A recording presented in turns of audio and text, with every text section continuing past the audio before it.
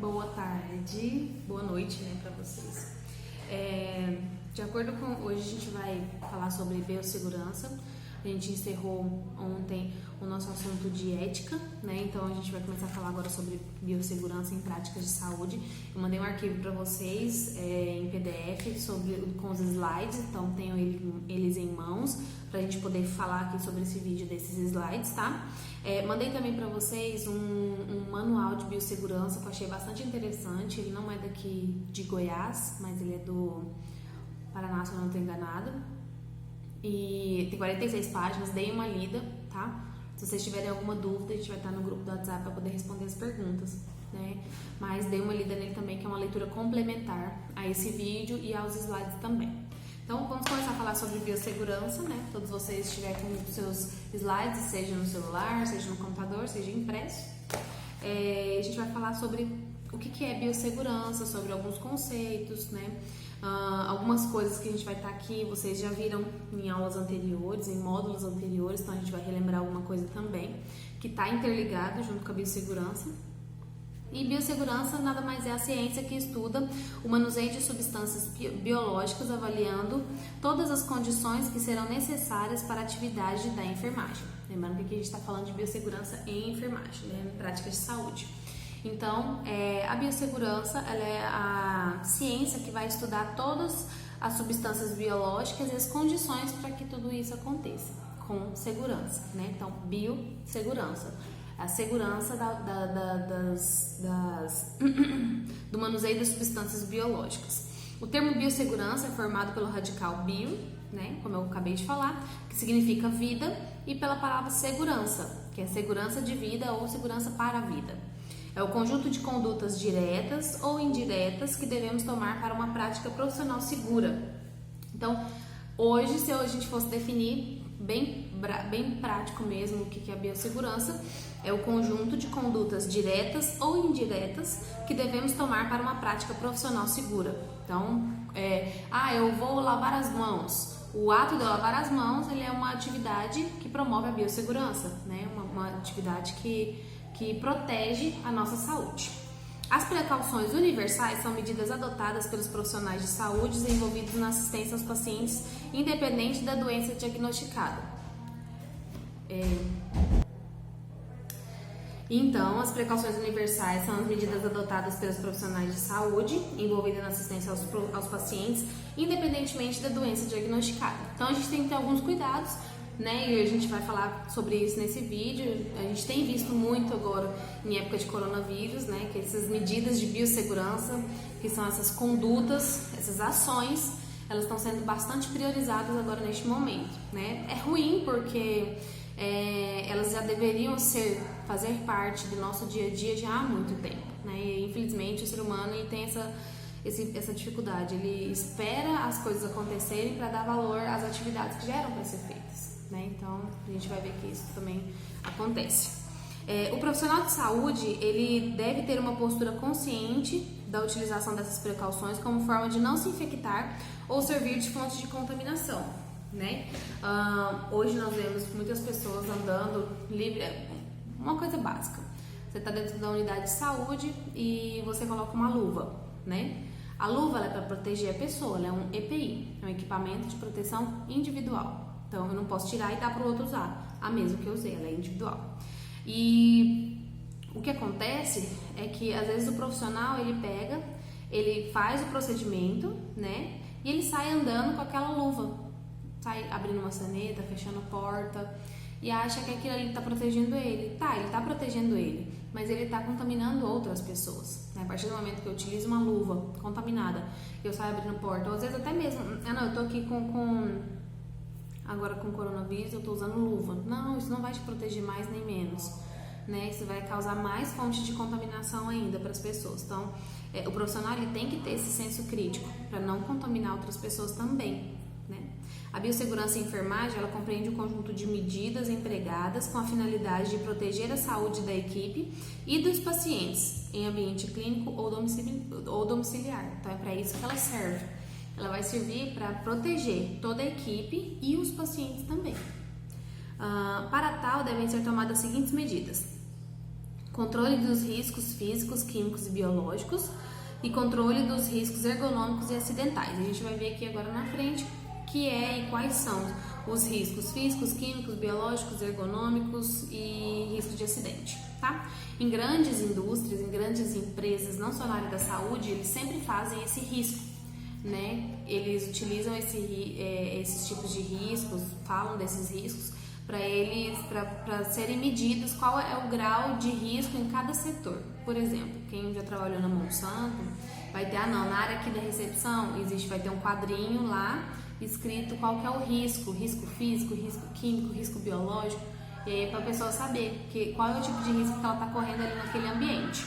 Nos grandes hospitais também tem, no URSS também tem, cada setor, o grau do risco e qual tipo do risco também. Então, isso serve, ele é bem visual para a pessoa chegar ali, olhar, viu aquele quadrinho, olhou, eu sei que aqui nesse local eu corro risco biológico, então eu tenho que me proteger melhor, né? Então, ele serve para isso. Quais são os tipos de risco que a gente tem hoje? Então, nós temos riscos ocupacionais. O risco físico, que é ruídos, radiação ionizante ou não, vibrações, materiais perfluocortantes, ultrassom e etc. Lembra quando você vai fazer um raio-x e tem uma plaquinha lá, cuidado, né, perigo? Aquilo lá é um risco físico, porque o raio-x ele emite ondas, raio gama, que faz mal para a saúde, então ele tem que ter um risco físico aquele ambiente. Dentro da enfermaria, por exemplo, ela também tem um risco físico, porque contaminação por perfluocortante, né? Eu estou manuseando agulhas, seringas e manuseando sangue do paciente ali. Um laboratório também tem risco físico.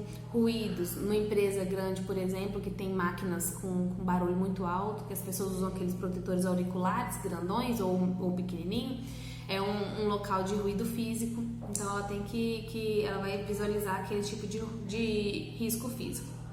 O risco químico, perdão, são os ácidos, resina, mercúrio e poeira. Então, o risco químico é tudo aquilo que é da parte química. Ácido, eu estou manuseando algum tipo de ácido, resina, mercúrio ou poeira, então é um risco químico.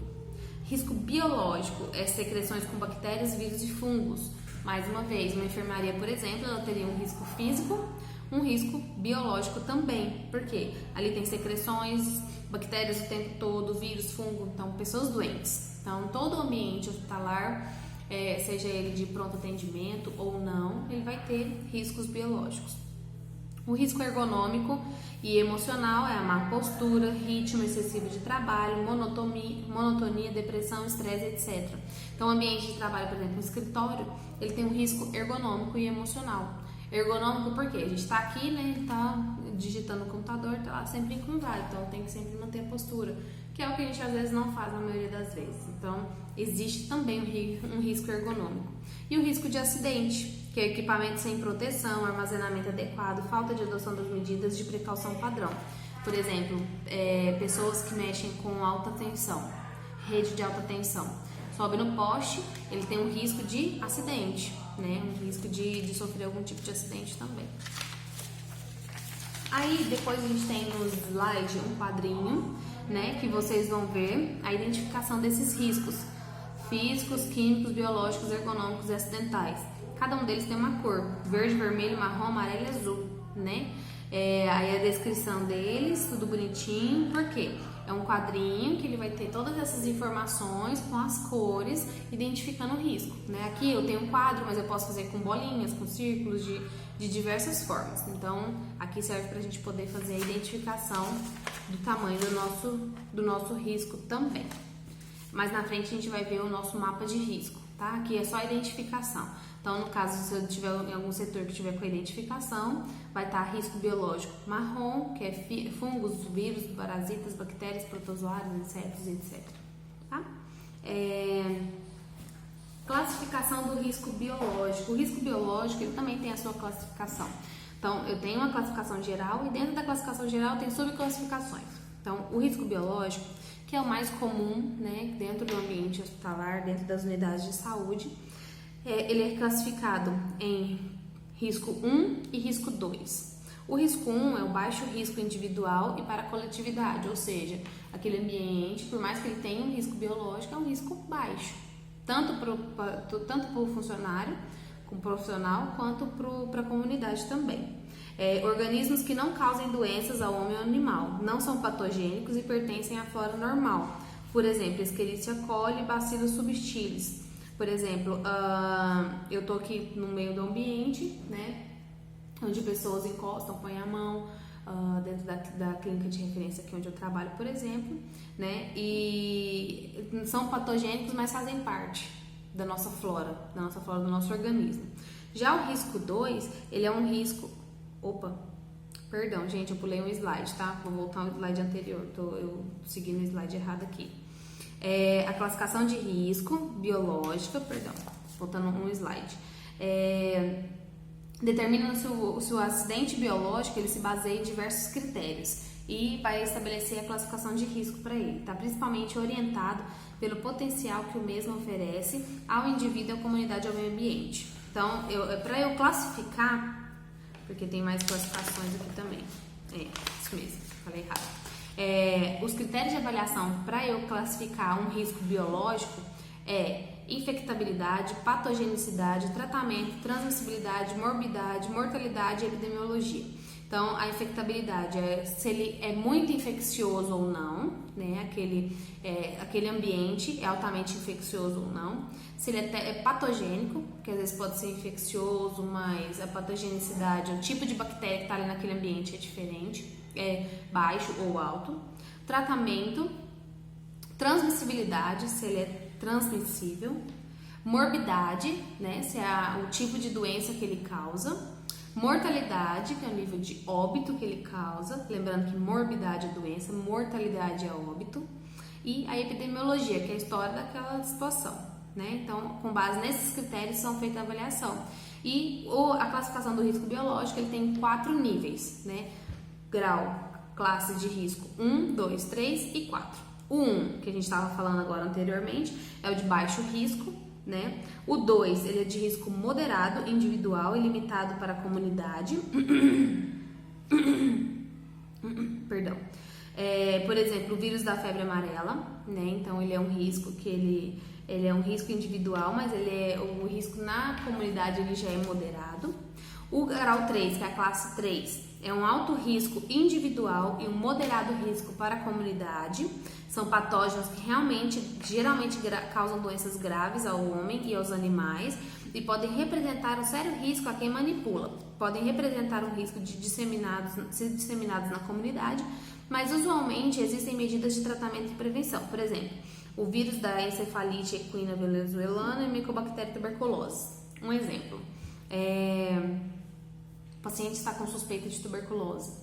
Ele vai ficar em isolamento de contato. Então, dentro daquele ambiente, que é o quarto que ele vai ficar isolado, ele é um ambiente com risco biológico, grau 3, tá? Existe um alto risco individual de contaminação e um risco moderado para a comunidade.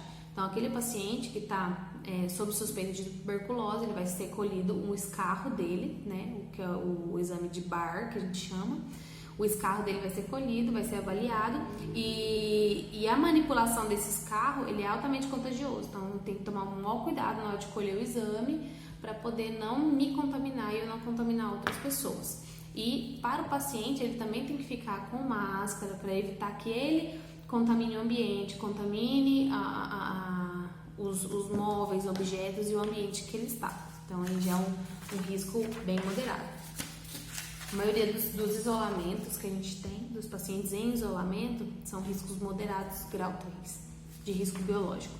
E a classe de risco 4, que é o alto risco individual e alto risco para a comunidade. Patógenos que representam grande ameaça para o ser humano e para os animais, representam grande risco para quem manipula. E tendo grande poder de transmissibilidade de indivíduo para o outro. Normalmente não existem medidas preventivas e de tratamento para esses agentes, por exemplo, o vírus Ebola e agora o coronavírus. Então a gente consideraria o risco do coronavírus de risco biológico classe 4, porque ele é altamente transmissível, como a gente sabe, né? E ele pode transmitir de um indivíduo para outro. A gente vê que a forma de precaução para lidar com o coronavírus é totalmente diferente. né? Quem viu há uns anos atrás, quando teve a crise de ebola na África, eles usavam a mesma roupinha que a gente está usando hoje para tratar pacientes com suspeita de coronavírus, né? Toda aquela roupa branca e tal. Então a gente vê na Itália como eles têm feito com os pacientes que são assim, e justamente por conta da alta transmissibilidade desse paciente para com o profissional de saúde e para com outras pessoas também. Então tem que ter o maior cuidado do mundo, né? Que é um risco biológico muito alto. Apesar de que, com relação à mortalidade, né, ele tem uma baixa mortalidade, mas ele tem uma altíssima transmissibilidade. Então, para quem ainda não sabe, né, o coronavírus, ele é um vírus que ele mata menos, vamos dizer assim, a grosso modo, em vista de outras doenças que matam muito mais, a porcentagem de óbito, de letalidade de outras doenças é muito maior, porém ele é um vírus altamente transmissível, altamente, é um vírus que transmite muito facilmente, ele se prolifera muito facilmente. Então, esse é o perigo. Por que é o perigo? Porque morrem menos pessoas, mas o problema é que a gente corre o risco de superlotar o sistema de saúde, que é o que está acontecendo na Itália, na Espanha. Então, eles superlotam porque muitas pessoas ficam contaminadas ao mesmo tempo, porque ele é altamente transmissível. E aí todo mundo procura a saúde, né, o sistema de saúde para se tratar, e o sistema não suporta a quantidade de pessoas que chegam ao mesmo tempo. Então, por isso que acontece essa transmissibilidade, todo esse problema que está acontecendo ao redor do mundo. A gente tem também o mapa de risco, dos dos tipos de risco. Vocês vão ver aí que cada bolinha tem uma bolinha maior, uma média e uma pequena, cada um com a sua cor, né? O risco elevado, que aqui ele só é dividido em 3. Risco elevado é uma bolinha maior, um círculo maior, risco médio uma bola média e o risco pequeno uma bolinha pequena, tá? Para cada tipo de risco, tipo de risco mesmo. Tipo de risco químico, físico, biológico, ergonômico ou acidentes ou mecânicos. Então, o mapa de risco dos locais de trabalho que a gente já tinha falado para vocês, ele vai vir mais ou menos desse estilo. Vai colocar lá físico e vai ver uma bolinha grande, ou químico, uma bolinha média, de acordo com aquele ambiente de trabalho. Para que isso para a gente possa entender melhor, existem também as fontes de infecção. A gente está falando de riscos biológicos, a gente tem que ver quais são as fontes de infecção. Todos os locais, quais são as fontes de infecção? Então, são todos os locais onde os micro-organismos podem ser encontrados, quer seja em seu habitat natural, residentes, ou naqueles que possam sobreviver e se multiplicar, que são transitórios. O habitat natural são as fontes residentes ou transitórias. Na enfermagem, a gente pode considerar 2 tipos de fonte. A humana, que é o humano, ele é o hospedeiro daquele micro-organismo, ou em ambientes, instrumentos não esterilizados, rouparia, equipamento não desinfetado, poeira, secreções e etc. Então, são fontes de infecção. Ou aquele micro-organismo vai estar no ser humano, na minha pele, na minha mão, né? Ou ele vai estar em algum ambiente, num equipamento não esterilizado, numa simples caneta, numa tesoura, numa gase que não foi esterilizada corretamente, então secreção e etc. Então tudo isso é fonte de infecção também. E o que é infecção cruzada? Não sei quantos de vocês já ouviram falar. Mas é infecção cruzada, blá blá blá, etc, etc, etc. Eu vou ler a definição e vou falar um exemplo para ficar mais fácil de vocês entenderem. Quando a transmissão dos micro-organismos ocorre entre pacientes e equipe de trabalho, ou entre a equipe de trabalho dentro do ambiente clínico, o processo é denominado infecção cruzada. Que é um exemplo bem básico de infecção cruzada. Eu estou num quarto, eu sou a técnica de enfermagem que ficou responsável pela clínica. E aí, dentro daquele quarto tem 2 pacientes, vamos imaginar, 2 mulheres. Uma está internada com pneumonia, certo? Que é uma infecção causada por um vírus. E tem uma outra paciente que está ali internada por uma infecção de urina, uma outra bactéria, só que na urina e outra no pulmão, ok? Eu sou a técnica que está responsável por aquele quarto naquele dia, né? Vamos imaginar que às vezes aquela instituição eles não prezem para poder separar os pacientes com os tipos de cuidados iguais, que seria o correto. eu vou lá cuidar. Então eu chego com a minha bandeja, rica e fina, vou atendo a senhora que está com pneumonia, faço a medicação, tô com luvas, faço a medicação, ou às vezes estou sem luva, na maioria das vezes você vai estar sem luva, não sei se vai funcionar ela pela primeira vez. Vou lá, faço a medicação, pego nela, encosto nela, pego aqui, né, tô cuidando, levanto a cabeça, né, tô encostando no paciente o tempo todo. Acabei de fazer a medicação, minha mão está limpa, não lavo a minha mão, vou para a paciente que está com infecção de urina. Eu vou, mexo na paciente, aplico a medicação, encosto no abocate, onde está a saída de medicação, na torneirinha, encosto, relo tudo de qualquer jeito, não, vou lavar minha mão depois e vou embora. O que acontece? Eu estou pegando a bactéria que está na paciente com pneumonia e levando para a paciente que está com infecção de urina e vice-versa, entendeu? Isso acontece muito. Aí de repente aquele paciente está com pneumonia, ele já está com 4, 5 dias de antibiótico, já era para ele estar apresentando melhora, e ele começa a dar febre novamente, e a gente sabe que febre é sinal de infecção. Vai ver, ele está com outra bactéria, vai ver, ele está com infecção de urina. Por quê? Às vezes ele está com pneumonia, né? O paciente que está, nesse caso, no nosso exemplo, eu tirei da paciente que está com pneumonia e levei para o paciente que estava com infecção de urina. Então, isso é infecção cruzada, é quando eu não cuido, né? Eu não faço a higienização correta e eu levo de um paciente para outro, ou pior ainda, eu mexo na paciente com pneumonia, não lavo as minhas mãos e vou ali e encosto no meu amigo, no meu colega de trabalho. Então, eu estou transmitindo de pessoa para pessoa. Então, isso também é infecção cruzada. E é muito recorrente em ambiente hospitalar, justamente porque as pessoas não prestam atenção e não se cuidam corretamente. Quais são as vias de contaminação? Eu tenho via digestiva, cutânea, percutânea, parenteral, respiratória, genital e urinária. Então, são todas as formas que eu tenho para poder me contaminar com micro-organismos diferentes. Como que pode ocorrer infecção cruzada? O profissional ele pode contaminar terceiros ao portar contaminantes no seu corpo e ou vestimenta. Lembra que eu falei? Você está aqui com a sua mão ou na luva e encosta no outro, encosta na maçaneta. Infecção de paciente para paciente ocorre com o uso de rouparia e instrumentos não esterilizados ou de forma direta. Lembrem-se de uma coisa: as bactérias e os vírus, eles não têm perninhas. Eles não saem andando sozinho, ele tá aqui em mim, ele vai descer igual um piolho, vai descer lá no chão e vai depositar na outra pessoa. Não. Por que as pessoas se contaminam? Justamente porque eu encosto com as minhas mãos, ou a minha roupa, né? Eu tô aqui perto, eu tô relando, eu tô encostando no paciente, eu pego e levo para outro paciente. Então é assim que a gente contamina. É assim que surgem as infecções hospitalares, né? Justamente porque é a falta de cuidado, a falta de atenção do profissional que faz isso. Então, o profissional, ele pode...